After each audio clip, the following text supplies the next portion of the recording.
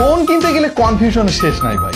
Same chipset, almost same display and camera setup, same RAM, same internal storage, তাহলে কোনটা কিনবেন আপনি? আমাদের কাছে প্রায় প্রশ্ন করেন আপনারা যে ভাই আমি কনফিউজড, কোন ফোনটা কিনবো, একটু হেল্প করেন আমাকে। সঠিক বলেছেন। তো ভাবলাম যে কেন নয় আপনাদের জন্য একটা ভিডিও বানিয়ে ফেলি। এই মুহূর্তে বেশ আলোচনা আছে ইনফিনিক্স এর নোট 50 সিরিজ, তার মধ্যে আমাদের হাতে রয়েছে ইনফিনিক্স নোট 50 প্রো এবং সেই সঙ্গে সিমিলার প্রাইস রেঞ্জের রেনো 13F। এই ফোনটাও কিন্তু আন্ডার ওয়াটার ফটোগ্রাফির জন্য বেশ ভালোই সাড়া ফেলেছিল রিসেন্টলি। তো কেন নয় এই দুটার মধ্যে একটা হাড্ডাহাড্ডি লড়াই হয়ে যাক। আসসালামু আলাইকুম প্রিয় দর্শক, আমার নাম ওয়াহিদ আর আপনারা দেখছেন টেক টু দ্য পয়েন্ট। চলুন এই ফোন দুইটার ভালো মন্দ খুঁটিনাটি সবকিছু আমরা জেনে আসি এবং কোন ফোনটা আপনার জন্য সেটা ভিডিও দেখলেই কিন্তু বুঝতে পারবেন। প্রথমেই দাম জানিয়ে রাখি তাহলে আপনাদের জন্য সুবিধা হবে।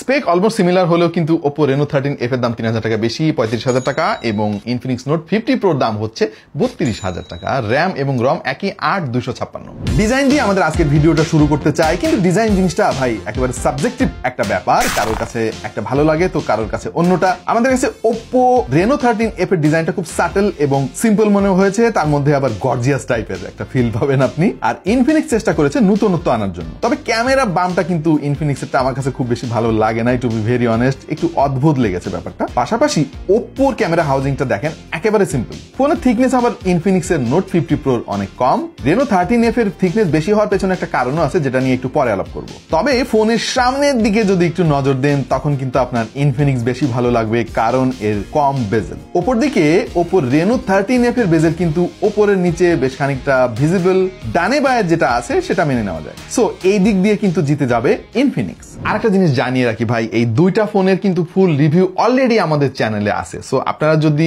আরো ডিটেইল ইনফরমেশন জানতে চান আমাদের সেই রিভিউগুলো দেখে আসতে পারেন। আজকে আমরা জাস্ট তুলনা করার চেষ্টা করব যে কার জন্য কোন ফোনটা এবং ওভারঅল কোন ফোনটা কেনা যুক্তিসঙ্গত হবে এবং কার জন্য যুক্তিসঙ্গত হবে। ইনফিনিক্স নোট 50 প্রোতে ব্যবহার করা হয়েছে 144 হার্জের একটা ডিসপ্লে ভাই, অ্যামোলেড, আর এর ব্রাইটনেস হচ্ছে সর্বোচ্চ 1300 নিটস। উপর দিকে ওপ্পোতে ব্যবহার করা হয়েছে 120 হার্জের অ্যামোলেড একটা ডিসপ্লে, যার রেগুলার ব্রাইটনেস হচ্ছে 1200 নিটস, তবে পিক ব্রাইটনেস 2100 নিটস। তবে পার্সোনালি আমার কাছে ওপো রেনো 13Fটা কিন্তু খুব হ্যান্ডি মনে হয়েছে, খুব কমফোর্টেবল লেগেছে হাতে গ্রিপ করতে। তার কারণ হচ্ছে এটা 6.67 ইঞ্চির একটা ডিসপ্লে, মানে সাইজটা খুব বেশি বড় না আবার খুব বেশি ছোট না।